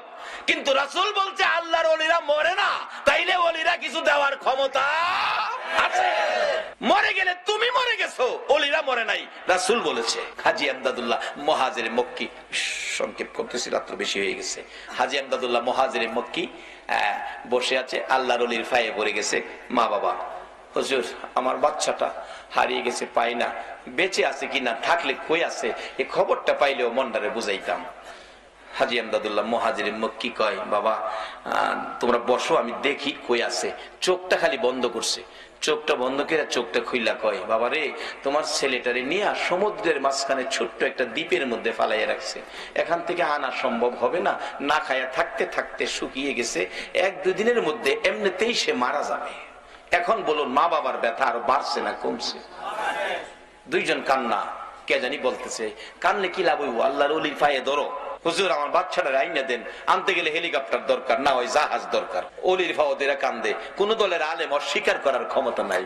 অলির ক্ষমতা কত দেখেন, বেলায়েতের হাত শুধু এই জায়গায় নয়, তারা প্রয়োজন হলে এই জমিন থেকে বেলায়েতের হাত বাড়িয়ে দিয়ে আল্লাহর আরশ পর্যন্ত ধরার ক্ষমতা রাখে।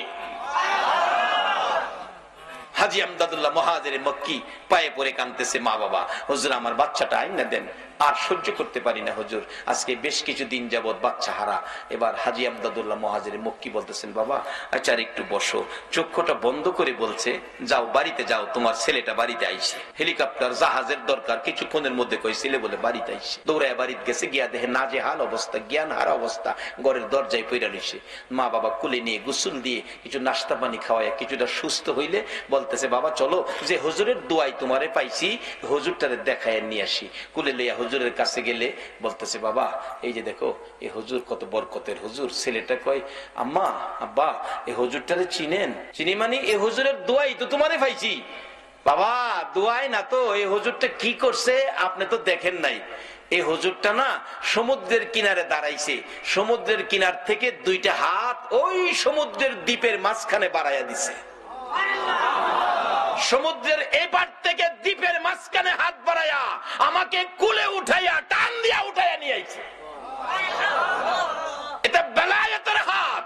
এই হাত যেদিন আবার সমাজে বেরিয়ে যাবে, সকল বেজাল সমাজ থেকে দূর হয়ে যাবে ইনশাআল্লাহ। কিন্তু অলিরা এখন সমাজে আসতে চায় না কেন? আমরা অলিদেরকে ধাক্কা দেই, অলিদেরকে নিয়ে সমালোচনা করি, অলিদের দরবারকে নানান ফতোয়া দিয়ে দুর্বল করতে চায়। এই জন্য তারা নিশ্চুপ সুযোগ দেন। অলিদের হাত বেলায়েতের হাত বড় শক্ত হাত, যে হাতটা লম্বা হইতে হইতে সোনার মদিনায় যায়, যে হাতটা লম্বা হইতে হইতে আল্লাহর আরশ পর্যন্ত যায়। যা কিছু চাবেন তাই পাবেন, অলির হাতের মাধ্যমে হাতটা বাড়ান। কাজী আসুন আমরা সবচেয়ে বড় ভাগ্যবান যারা গাউসে পাকের মতো একজন অলির ভক্ত, খাজায়ে খাজেগার মতো, আতায়ে রাসূল খাজায়ে খাজেগার মতো একজন অলির ভক্ত আজকে চট্টগ্রামের জমিনে। আপনারা নসিব কত ভালো, কত অলি চট্টগ্রামের জমিনে ঘুমিয়েছে। আজকে সকল অলিদের রুহানি ফায়েজ আপনাদের উদ্দেশ্যে হাজির হয়ে গেছে। কাজী এ বরকত আপনারা পাবেন, কিন্তু সব বরকত একসাথে হবে যেদিন মা বাবার সাথে ব্যবহার ভালো করবে। ওই মা বাবা যদি কবরও থাকে, মা বাবার জন্য দোয়া করবেন। এই অনুরোধ আপনাদের প্রতি রাখলাম। নবী নিজেও বাবার ব্যথায় মদিনায় গিয়ে মায়ের সামনে কাঁদছিলেন। আল্লাহ বলছে, বন্ধু বাবার কবরে এসে কাঁদতেছো, কথা দিলাম তোমার উম্মতেরা যদি এইভাবে বাবার কবরে কান্দে, আমি কথা দিলাম এই কান্নার সাথে সেই কান্না মিলাইয়া আমি তার বাবাকে মাফ করে দিলাম। মাকে নিয়ে আবার মদিনায় থেকে মক্কায় ফিরে আসবে। আবুয়া নামক স্থানে মা অসুস্থ। মা বলছে, বাবা মুহাম্মদ আমার বুকে আয়। মন কয় আমি বাঁচবো না বাবা। আমার নবী কান্দে, মাগো বাবার ব্যথা কলিজার থেকে সরাইতে পারি না, তুমি যদি চলে যাও গো মা, কেমনে আমি শান্তিতে থাকবো, কেমনে এই ব্যথা আমি অন্তর থেকে সরাবো। কিছুক্ষণের মধ্যে আমার নবীর মা সন্তান দুই গালে চুমাইয়া চুমাইয়া বিদায়ী হয়ে গেছে। দাফন করে আবুয়া নামক স্থানে উম্মে আইমানের কুলে উঠা কাদের উপর গাট্টা ফালাইয়া নবী কান্দে, উম্মে আইমান গো আমার মা নাই, আমার বাবা নাই, মক্কা নগরে আমারে কে মায়া করবে, কে আমারে আদর করবে। উম্মে আইমান বলছে, মুহাম্মদ আমি কথা দিলাম গো, যতদিন বেঁচে থাকি আমি তোমার পাশে মায়ের কাজ করে যাব। আমার নবী মায়ের কবরের পাশেও কাঁদলে আমার আল্লাহ বলেন, বন্ধু গো যেইভাবে তুমি মায়ের কবরের পাশে কাঁদছো, এইভাবে তোমার উম্মতেরা যদি মায়ের কবরে যাইয়া কান্দে, তোমার চোখের পানির সাথে তাদের চোখের পানি মিলাইয়া তোমার কান্নার বিনিময়, তোমার কান্নার বরকতে ওই মায়ের কবর জান্নাতের বাগান বানাইয়া দিব। নবীজি শুধু বলে নাই, বাবার কবরে কাঁদছেন, মায়ের কবরে কান্দা উম্মতের শিক্ষা দিয়ে গেছেন প্র্যাকটিক্যালি। মা বাবার কবরে যাইতে হবে, পশ্চিম পাশে দাঁড়াবেন, কিছুক্ষণ চুপ করে থাকবেন, মা বাবা মন ভরে দেখে, কিছু জানেন না জানেন দোয়া কইরা হাত বাড়াই দিবেন, কিচ্ছু জানেন না তবু দুইটা হাত বাড়াই দিবেন, আল্লাহ আমি কিচ্ছু জানি না, মা বাবা আমরা লাগে দুনিয়াত কষ্ট করছে, আমার মারে কবরে কষ্ট দিও না। যদি অপরাধ থাকে আমি সন্তান ক্ষমা চাইছি, ক্ষমা করে দাও। যদি কিচ্ছু না জানেন একজন আলেম নাইবে নবী কবরের সাথে এই কবরে নিয়ে যাবেন, পাশে নিয়ে দোয়া করাবেন। আর যদি সেই ক্ষমতা না থাকে, কারণ একজন আলেম নিলে তো কিছু হাদিয়া সম্মান স্বরূপ দিতে হবে, যদি সেই ক্ষমতা না থাকে আপনি নিজেই যান কবরে, 11 বার বিসমিল্লাহ শরীফ পড়ে, আর কিছু লাগবে না, 11 বার বিসমিল্লাহ শরীফ পড়ে। নবীর হাদিস, এক কবরে নবীজি দেখতেছে সাহাবা উম্মতের কবরে আযাব, রাসূল বলেন, প্রভু গো আমি কেমনে সহ্য করব উম্মতের কবরে আযাব। জিবরাইল আইকে, হুজুর আল্লাহ পাঠাইছে 11 বার বিসমিল্লাহ পড়ে দোয়া করে দিতেন। নবীজি 11 বার বিসমিল্লাহ পড়ে হাত বাড়াইছে, দেখে হাতের ফাঁকে 11 জন বেহেশতি হুর কবরে ঢুকতেছে। রাসূল বলেন, এই হুরে সর্দার কি ব্যাপার, তোমরা আসছো, দাঁড়াও কি ঘটনা, এখন এসে গেছো? হুজুর আপনি যে 11 বার বিসমিল্লাহ পড়ে দোয়া করছেন, এর বরকতে তারকে জীবনের তরে মাফ করে দেওয়া হয়েছে, এর বরকতে 11 জন হুর বাজেট হয়েছে, কিয়ামত পর্যন্ত তার কবরে তারে খেদমত করা হবে। 11 বার বিসমিল্লাহ শরীফ, এর চেয়ে সহজ তো আর কিছু নাই। তাহলে মা বাবার কবরে যাবেন, অলিগণের পক্ষে থাকবেন, এই অনুরোধ আপনাদের প্রতি রেখে আমি আমার আলোচনা, আমি অসুস্থ, আসলে বেশি অসুস্থ, আজকের জন্য এখানেই শেষ করে দিলাম। আসুন একটু দরুদ ও সালাম মদিনা পাঠাইয়া আপনাদেরকে নিয়ে দোয়া করে, ইয়া নবী সালাম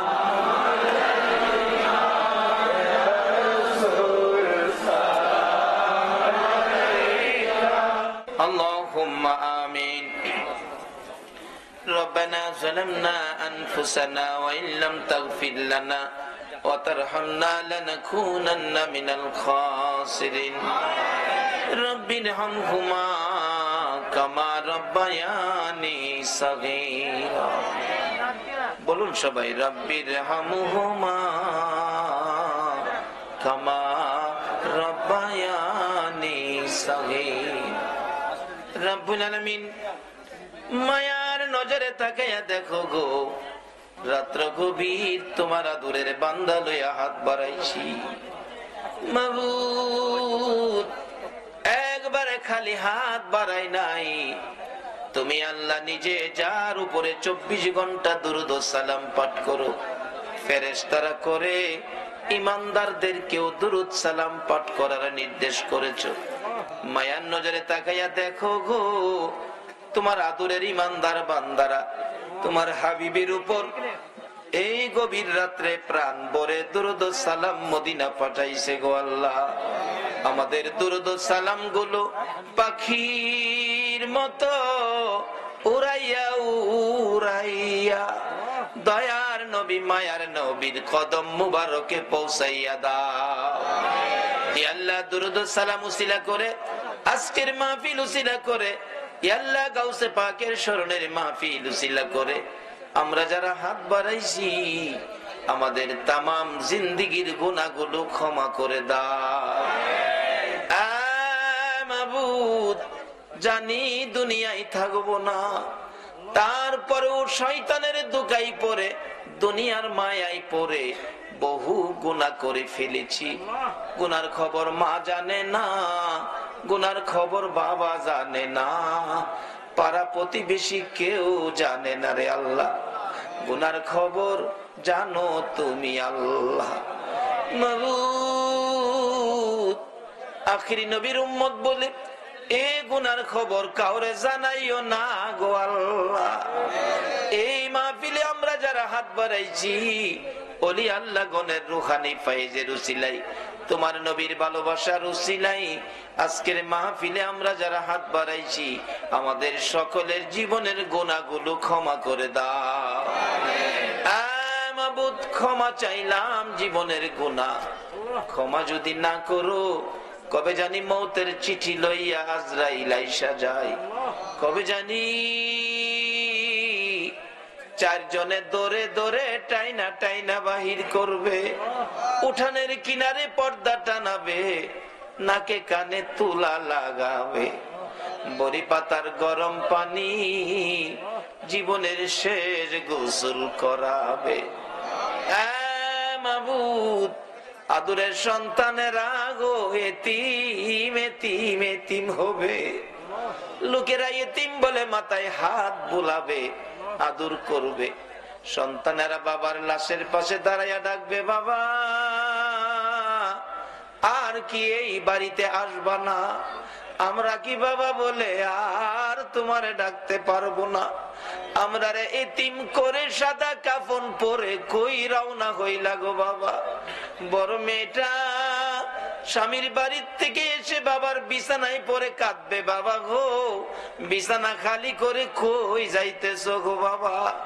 ওই দিন আসার আগে আজকে আমরা যারা হাত বাড়াইছি, মেয়ে বুঝি না, পুরুষ বুঝি না, যুবক বুঝি না, বুড়া বুঝি না, নামাজি বুঝি না, বেনামাজি বুঝি না, আজকের মাহফিলের উসিলায় আমরা সবাইকে মাফ করে দাও গো আল্লাহ।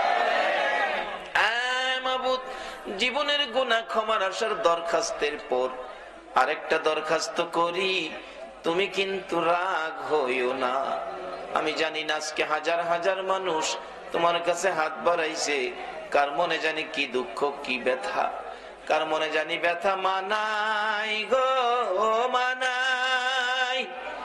ও দরদি মা, যে মার দিকে তাকাইলে কলিজা ঠান্ডা হইয়া যাইত, শত দুঃখ লইয়া মা মা কইয়া ডাক দিলে প্রাণ ঠান্ডা হইয়া যাইত, যে মার চেহারার দিকে তাকাইলে একটা কবুল হজের নেকি পাওয়া যাইত। মায়ের অভাবী কে জানি হাত বাড়াইছে গো আল্লাহ, আমি নিজেও মার অভাবী হয়ে গেছি। এতদিন তো শুধু বলতাম মা হারা কথা, এখন নিজেও বুঝেছি মা হারা কত ব্যথা। মাহফিল শেষে গাড়িটা বাড়িতে গেলে 2টা 2:30টাও কোনদিন হয়েছে, গাড়িটা থামাইয়া বাড়িতে মার রুমের কাছে গেলে দেখি মা দাঁড়াইয়া রইছে। জিজ্ঞেস করলাম, মা গো তুমি কি ঘুমাও নাই? মা জবাব দিত, বাবা গো যতক্ষণ পর্যন্ত তুমি বাড়িতে না আইছো আমি মার চোখে ঘুম আসে না রে বাবা। এই দরদি মায়ের অভাবী বাবার অভাবী কে জানি হাত বাড়াইছে রে আল্লাহ। মায়ের অভাবীরা কি করে নিজে দেখেছি, একটা মায়ের পাগল 5-6 বছর বয়স, মা বাচ্চা হবে, ডেলিভারি হবে, এলাকার মহিলারা কয় আপনার অবস্থা ভালো না, তাড়াতাড়ি হসপিটালে যান। রিক্সা করে হসপিটালে যাবে, ছেলেটা পিছে পিছে যায়, মা মা কইয়া ডাকে, মা কোথায় যাইতেছো? আমারে নিবা না, আমারে কইলা না। অন্যদিন কোথাও গেলে আমারে আগে সাজাইছো, উপরে তুমি কাপড় পরছো, বুরগা পরে রওনা হইলা, আমারে দি কিছু কইলা না গো মা। মা চোখের পানি ছেড়ে দেয়, বাবা রে আমি বেড়াইতে যাই না রে বাবা, আমার বলে অবস্থা ভালো না, হসপিটালে যাইতেছি। মা কোন সময় আসবা গো, আমারে কই রাইখা গেলা গো, তুমি তোমার নানার কাছে থাকো, আমি হসপিটালে যাই, কোন সময় আসবা? কোন সময় আসবো বলতে পারি না রে বাবা, অবস্থা বলে আমার ভালো না। ভাগ্য যদি ভালো হয় মায়ের মুখ দেখবি রে, ভাগ্য যদি খারাপ হয় জীবনে আর মা কইয়া ডাকতে পারবি না। এই কথা বললে ছেলেটা দৌড়াইয়া মায়ের রিকশার সামনে দাঁড়াইয়া গেছে। মাগো তুমি যদি ফিরে না আসো আমি কার গলায় ধরে ঘুমাবো গো মা, আমারে কে গোসল করাবে, আমারে কে বাবা বাবা কইয়া ডাকবে? বাবা দোয়া কইরো মানি ফিরে আসতে পারি, তোমার নানার কাছে থাকো। এই বলে ছেলেটারে টান দিয়া কোলে লইয়া বুকের সাথে জড়াইয়া ধরে দুই গালে চুমাইয়া চুমাইয়া বিদায় নিয়ে গেছে মা। রাত্র 10টা বাজে গেছে, কোনো খবর আসতেছে না। ছেলেটা ডাকতেছে, নানা গো চলো না হসপিটালে যাই, মায়ের কাছে মায়ের খবর নিয়ে আসি। নানা বলেন এত রাত্রে যাওয়ার রাস্তা নাই, সকালে যাবো, ঘুমাও তুমি ঘুমাও। নানা আমার কেন জানি ঘুম আসে না, কেন জানি আমার কলি যায় দাউ দাউ করে আগুন জ্বলতেছে গো নানা, চোখে ঘুম আসে না। একটু পরেই একটা যুবক বাড়ির সামনে দাঁড়াইয়া ডাকতেছে, চাচা বাড়িতে আসেননি? ও বাড়িতে আছি। হসপিটালের খবর জানেননি? না খবর তো জানি না, সকালে হসপিটালে যাব। চাচা হসপিটালে আর যায়েন না, হসপিটালের খবর ভালো না, আপনার মেয়ে মারা গেছে গো চাচা। ছেলেটা একটা চিৎকার মারছে, না না আমি কি জীবনে আর মা কইয়া ডাকতে পারবো না। আল্লাহ গো এ কি করলা গো, আমার মারে নিয়ে গেলা, আমি কার গলায় ধরে ঘুমাবো? লাশটা বাড়িতে আনলো, ছেলেটারে দেখাইলো না ভয় পাবে বলে, না দেখাইয়া দাফন করে ফেলেছে। রমজান পার হয়ে যাইতেছিল, ঈদের দিন সকালবেলা ছেলেটা শুধু কান্দে, নানা তার মা যে মারা গেছে কবরে নেয় না, লাশটাও দেখাইলো না। জিজ্ঞেস করলে কই তোমার মা হসপিটালে আছে, তোমার মা বেড়াইতে গেছে। ঈদের দিন ছেলেটা কাঁদতেছে, নানা গো কত ছেলে রে মা গোসল করাইতেছে গো, আমার মা ঈদের দিন কোথায় রইল গো, আমারে কি গোসল করাবে না গো নানা? ছেলে কান্না শুনে দৌড়াইয়া বাবা আইছে, আয় আমি তোরে গোসল করাবো। ছেলেটা কান্দে, বাবা গো তুমি না, আম্মু গোসল করাবে, তুমি তোয়ালে দিয়ে আমার শরীরটা মুছে দিবে, আমার আম্মু আমার পায়জামা পাঞ্জাবি পরাবে, আমি মার পায়ে সালাম করব, তোমার আঙ্গুলে ধরে ঈদগাহ যাবো গো বাবা। মনের আশা যেন মনে রইল, আর যেন পুরা হবে না। বাবা ডাকতেছে, না না তোমার আম্মু এখন আসবে না, চলো আমার আঙ্গুলে ধরে ঈদগাহে যাবে, গোসল করাই, জামা পরো, সেমাই খাও। ছেলেটা কান্দে, না মার হাতে গোসল করব, মার কাছে আগে যাব, তারপরে সেমাই খাবো, তারপরে ঈদের জামা পরবো। বাবা কান্দে, মাবুদ গো আমি কি দিয়া বুঝাইব গো, চলো তোমার মার কাছে লইয়া যাই। যাইতে যাইতে ঈদগার সামনে কবরস্থান, কবরস্থানের ভিতরে ঢুকে নতুন কবরের পাশে যাইয়া দাঁড়াইয়া ডাকতেছে, রে আদরের সন্তান, এই কবরে তোর মা ঘুমাইছে, ডাক দে রে দেখি তোরে নি গোসল করাইয়া দিয়া যায়। বাচ্চাটা কাঁদতে কাঁদতে মা মা বলে মায়ের কবরে পড়ে গেছে। অবশেষে বাবা ডাকতেছে, হে বাচ্চার মা এত নিষ্ঠুর কেমনে হইলা গো, এত কান্দা ছেলেটা কাঁদলো আর ডাকলো, একবারও ছেলেটারে আদর করে দিলা না। এই মাহারা মায়ের অভাবী, মায়ের ব্যথা ব্যতীত কে জানি হাত বাড়াইছে রে আল্লাহ, যার বাবা নাই বাবার ব্যথা লইয়া কে জানি হাত বাড়াইছে গো। আর দেরি করো না গো আল্লাহ, এই মুহূর্তে ওই সকল মা বাবার কবর জান্নাতের বাগান বানাইয়া দাও। আল্লাহ মা বাবা যার দুনিয়াতে আছে হায়াত বাড়িয়ে দাও, মা বাবা কেমন জিনিস বুঝার তৌফিক ছেলে মেয়েদেরকে দান করে দাও। আল্লাহ খাস করে দাদা দাদি নানা নানি শ্বশুর শাশুড়ি আলিয়া আওলাদ বংশধর মই মুরব্বী পাড়া প্রতিবেশী খানদানবাসী মহব্বতী এই এলাকার জমিনের নিচে সারা চট্টগ্রামের জমিনের নিচে যত মুমিন মুমিনাত ঘুমিয়ে আছে সকলের কবর জান্নাতের বাগান বানাইয়া দাও রে জান্নাতের মালিক।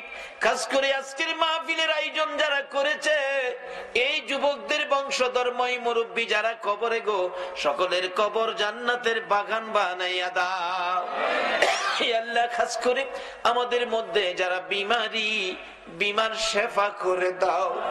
আমি নিজে অসুস্থ, আরেকজন চক্ষু অপারেশন করবে শুনলাম, আল্লাহ গো আমাকে সহ চক্ষু অপারেশনকারী সহ সকল বিমারীকে শেফা করে নেক হায়াত বাড়াইয়া দাও। আমাদের মধ্যে যারা অভাবী অভাব দূর করে দাও। আমাদের মধ্যে যারা নামাজি নামাজ কবুল করে লও, যারা নামাজ পড়ে না নামাজের বুঝ দান করে দাও, যারা ব্যবসা করে ব্যবসায় বরকত দাও, যারা চাকরি করে পদোন্নতি দান করে দাও। আল্লাহ যারা বিদেশ থাকে সকল বিদেশিদেরকে হেফাজতে রাখো গো আল্লাহ। যারা বিদেশ যাবে তাদের মনের আশা পুরা করে দাও গো আল্লাহ। আল্লাহ খাস করে জনাব শফিউল আলম মাওলানা শফিউল আলম নিজামীকে আল্লাহ গো তুমি সুস্থ করে নেক হায়াত বাড়াইয়া দাও। তোমার নবীর আশিকগণকে যদি তুমি সাহায্য না করো তোমার নবীর শান মান কে গাইব গো আল্লাহ। আল্লাহ সুস্থ করে নেক হায়াত বাড়াইয়া দাও। আল্লাহ খাস করে আজকের মাহফিলে যারা এই পর্যন্ত কষ্ট করেছে সকলকে তুমি আফত বিপদ আযাব গজব অ্যাক্সিডেন্ট বালা মুসিবত শয়তানের শয়তানি দুশমনের দুশমনি হইতে বাঁচাইয়া রহমত বরকত শান্তি দ্বারা ভরপুর করে দাও আল্লাহ। মা বোনদেরকে রাবিয়া বস্তির মতো বানাইয়া দাও আল্লাহ গো। এই মাহফিলের সকলকে ইমাম হাসাইন আর হুসাইনের মহব্বত অন্তরে পয়দা করে দাও। নবীর ভালোবাসার মালা সকলের গলায় পরাইয়া দাও দয়ার নবীরে একদিন ঘুমের ঘরে স্বপ্নে দেখাইয়া দাও। নবীজিকে স্বপ্নে না দেখাইয়া কারো গায়ে সাদা পোশাক পরাইও না গো আল্লাহ। আল্লাহর একটা দরখাস্ত করি, গাউসে পাক আল্লাহ গো, গাউসে পাকের পাগল গুলো এত রাত পর্যন্ত কষ্ট করেছে আল্লাহ। গাউসে পাকের রুহানি ফয়েজ খাজা বাবার রুহানি ফয়েজ আল্লাহ গো। চট্টগ্রামের জমিনে যত ওলি আল্লাহগণ ঘুমিয়েছেন আল্লামা গাজী শেরে বাংলার রুহানি ফয়েজ, হযরত করম আলী শাহ রহমাতুল্লাহের রুহানি ফয়েজ সহ চট্টগ্রামের জমিনের নিচে সকল ওলি আল্লাহগণের রুহানি ফয়েজ আমাদেরকে নসিব করে দাও। গাউসে পাকের গোলাম হিসাবে আমাদের সকলকে তুমি কবুল করে নাও গো আল্লাহ। মাবুদ গো, আজকের মাহফিলে দূর দূরান্ত থেকে আসছে আবার গাউসে পাকের গোলাম তোমার নবীর গোলাম যারা যেখানে যাবে সহি সালামতে পৌঁছাইয়া দিও গো আল্লাহ। আল্লাহ হযরত করম আলী শাহ রহমাতুল্লাহ আলাইহি স্মৃতি সংগঠন এই যুবকদের সংগঠন তোমার মায়ের হাতে দিয়ে গেলাম। কিয়ামত পর্যন্ত এই সংগঠনের পক্ষ থেকে এই মাহফিল তুমি কায়েম রাখো গো আল্লাহ। এই যুবকদেরকে বেশি বেশি করে নেক হায়াত বাড়াইয়া দাও গো আল্লাহ। মাবুদ কো যতগুলো দরখাস্ত করলাম মাহফিলের উসিলাই দুরুদ ও সালামের উসিলাই গাউসে পাকের রুহানি ফয়েজের উসিলাই সবগুলো তুমি কবুল আর মঞ্জুর করো গো আল্লাহ। ওয়া সাল্লাল্লাহু তাআলা আলা খায়রি খালকিহি মুহাম্মাদিন ওয়া আলা আলিহি ওয়া আসহাবিহি আজমাইন বিহাক্কি লা ইলাহা ইল্লাল্লাহু মুহাম্মাদুর রাসূল।